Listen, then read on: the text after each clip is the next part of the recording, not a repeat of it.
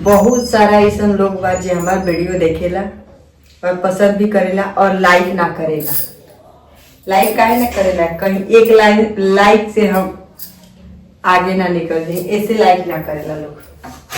देखेला सब कोई, हमरा पता बा, देखेला सब कोई हमारे ब्लॉग वीडियो, लेकिन लाइक ना करेला कोई। वीडियो देखेला लोग आके यहाँ कमेंट करना लोग जाके अपना घरे तरवा लोग देख सकता है। लोग यहाँ हम नाश्ता वास्ता बना के आलू के भुजिया, रोटी और बैगन आलू के सब्जी सब कुछ बना के सारा बर्तन खाली कर चुकल बानी। बस अभी बनल नहीं कि हमारे घरे चावल और दाल। तो दाल चावल एगो हम खानी, बच्चा खा ले सके, यहाँ के तो उतना खानी ना, कभी कभी खा लेंगे। तो वो इनके बता दी कि अभी हम बर्तन धो के और ओकरा बाद फिर दाल चावल बनाए। ओकरा पहले रउआ लोगन से एगो बात बता देवे के चाहत हनी कि रउआ लोगन जहाँ जहाँ से भी हमार ब्लॉग देखत होके, जहाँ से भी देखी लोगन,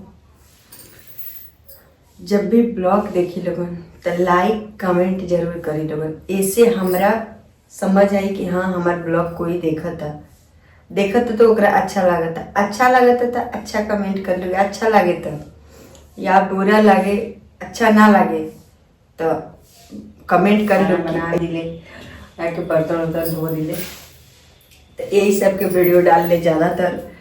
लेकिन पहले बाहर जात रही हैं, आजकल हम बाहर नहीं जा पावत, कोनो कारण बस नहीं जा पावत। लेकिन कोशिश करें थोड़ा 2-4 दिन रुक के कि बाहर जाके ब्लॉग शूट करे। काम करेगी तो मन करेला ना, लेकिन का करे, बर्तन धोएगे तो बिल्कुल इंदिया ना करेला, लेकिन धोए के पड़े। तो देख सकते हैं लोग बहुत ज़्यादा बर्तन हो जाए। कितना हूँ करब तो हमारे बर्तन ज़्यादा हुई है, कितना हूँ कम करब बर्तन फिर भी बहुत ज़्यादा है, बहुत ज़्यादा।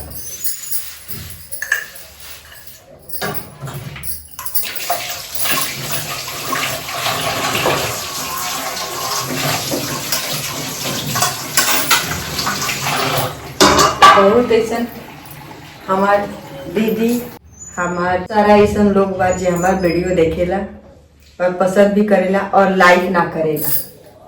लाइक काहे ना करेला? कहीं एक लाइक से हम आगे ना निकल जाए, ऐसे लाइक ना करेला लोग। देखेला सब कोई, हमरा पता बा, देखेला सब कोई हमारे ब्लॉग वीडियो, लेकिन लाइक ना करेला कोई। वीडियो देखेला लोग आके यहाँ कमेंट करना लोग जाके अपना घरे आजकल सब कोई के आदत ये हो गई बा कि वीडियो देखी आके यहाँ यूट्यूब पर और कमेंट करी घर में बैठ के 2 आदमी 4 आदमी के साथ। देखा ना ऐसे बदले रहा, देखा ना वैसे बदले रहा। तो इस सब पर ध्यान ना देवे के चाहिए कि हम हो कि चाहे केहू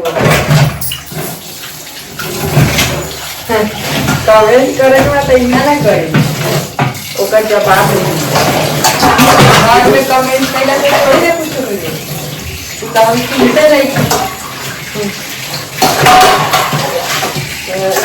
ये बात का आजकल ज़्यादातर ये काम होता सबके साथ, हमरे साथ ऐसा नहीं है, सबके साथ ऐसा बा, ऐसा होगा।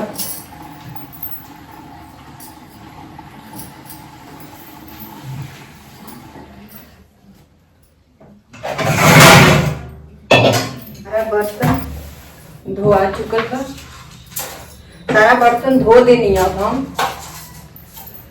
क्या करी, धोए के तो पड़ी।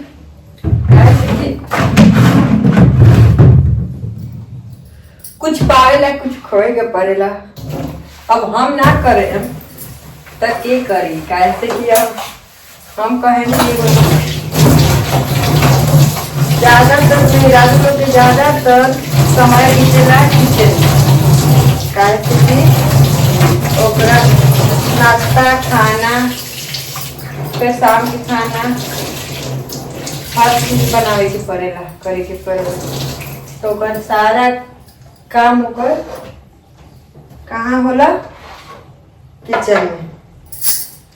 यही से रउआ लोगन के बता दे कि हमार भी जिंदगी कुछ ऐसा ने बा कि आधा आधा का समझी कि पूरा समय किचन में बीतेला। कैसे किचन में बेड बा, एगो बेड किचन में बा, देखी लोगन तो आधा समय का पूरा समय यही में बीत जाला। तो बर्तन वर्तन धुआ गए, अब चलतनी दाल रखती, जल्दी जल्दी जल्दी जल्दी दाल बन जाओ। दाल बन गई। आज रउआ लोगन के तीसी कूट के बताई, तीसी के खाला, तीसी और चावल हम तो बहुत अच्छा से खाने, दाल छोड़ के तीसी भात खा ले। तो दाल कहाँ रखा था,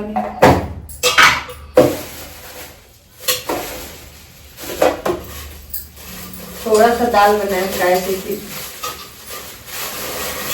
खाली हमने के बाद में यहाँ का टिंटी बनाती है केकर काम भइला के बाद पानी के डिब्बा में रख दे। हमार ज्यादातर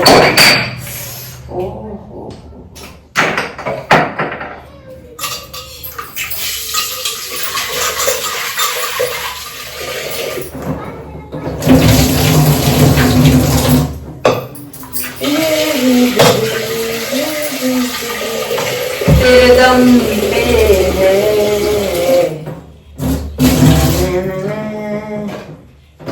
दम पे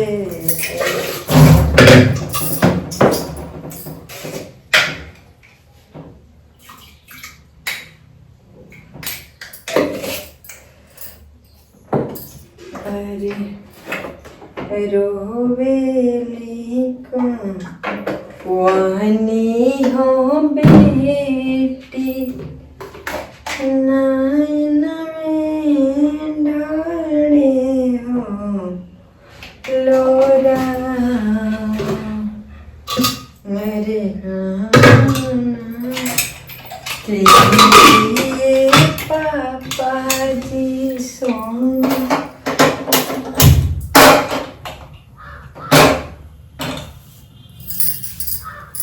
दाल रख देनी बनेला। अब काम तो बहुत बा, का हम दिखाई, कहाँ कहाँ लेके चले हम, चल लोगी लेके चला था।